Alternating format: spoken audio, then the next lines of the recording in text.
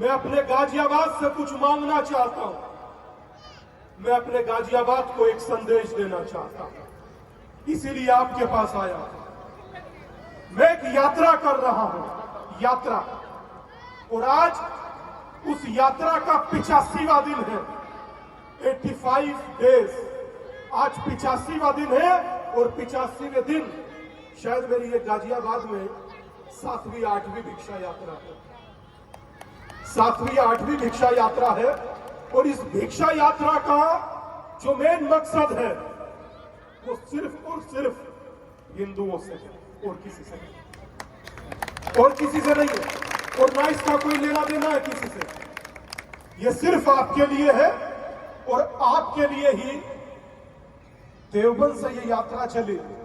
आज आपके बीच खड़ा हूं तो देवबंद से यही कहने के लिए कि अब जो भिक्षा मांगने वाला हूं वो भिक्षा आप मुझे जरूर दीजिए, मगर यकीन मानिए मेरी भिक्षा दाल आटा चीनी चावल की नहीं है।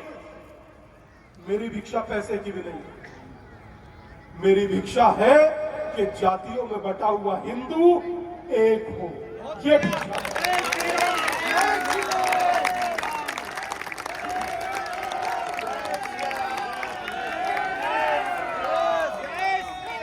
अब इतनी भिक्षा तो गाजियाबाद देगा या नहीं देगा? हाथ खड़ा कर कर बताइए, देगा या नहीं देगा? अब थोड़ा महसूस हुआ कि जरूर मिलेगी। सोचिए कि हम बनिया है तो बूंद भर है, ब्राह्मण है तो बूंद भर है, जाट वाल्मीकि दलित है तो बूंद भर है, और अगर हिंदू है तो 100 करोड़ है, 100 करोड़। तो सोचिए कि 100 करोड़ होना चाहते हैं या बूंद भर होना चाहते हैं, समंदर होना चाहते हैं या बूंद भर रहना चाहते हैं। ये निर्णय तो हमें करना है। मुझे आज भी वो बात याद है, एक दिनकर की हम लोग पंक्ति पढ़ते थे कि वर्षों तक वन में घूम घूम बाधा विघ्नों को चूम चूम से धूप गाम पानी पत्थर, पांडव आए कुछ और निखर, सौभाग्य न सब दिन सोता है, देखे आगे क्या होता है। तो आगे अब वो हो जो निसंदेह भारत के हित में हो, राष्ट्र के हित में हो और सनातन के हित में हो। तो इसीलिए आपके पास आया और मुझे खुशी है इस बात की, मुझे खुशी है इस बात की, जब स्वामी विवेकानंद अमेरिका से चले थे शिकागो से, जो जब हिंदुस्तान में पहुंचे, हिंदुस्तान की धरती पर उतरे, तो उन्होंने पहला शब्द क्या कहा आप जानते हैं? क्या कहा, किसी को मालूम है? उन्होंने कहा कि मुझे गर्व है हिंदू होने पर। क्या कहा था? मुझे गर्व है हिंदू होने पर। तो हिंदू होना गर्व का विषय है, प्राउड का विषय है। आप सोचिए कि एक केरल के गांव से निकला छोटा सा बालक, आदि गुरु शंकराचार्य भगवान हुए और एक ध्वज के नीचे सबको लाकर खड़ा कर दिए।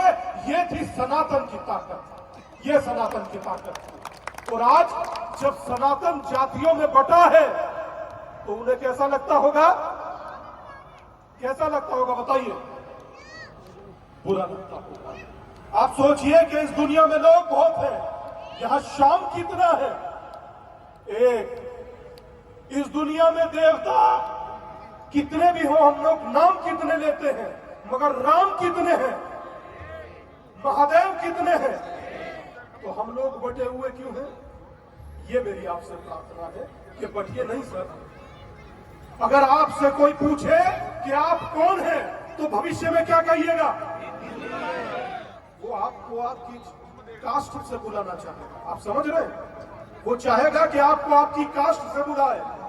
वर्मा जी कहकर, शर्मा जी कहकर, गुप्ता जी कहकर चुप कराकर कहिएगा बोले मुझे हिंदू के। और घबराइएगा मत, शर्माइएगा मत, क्योंकि धर्म से बढ़कर जाति नहीं हो सकती, ये याद रखिएगा। जब तक धर्म है तब तक हम हैं, और अगर धर्म नहीं तो हम भी नहीं। मेरी एक छोटी सी प्रार्थना आपसे है, आज उसके दरबार में खड़े हैं, एक तरफ बालाजी, एक तरफ श्याम और एक तरफ राम।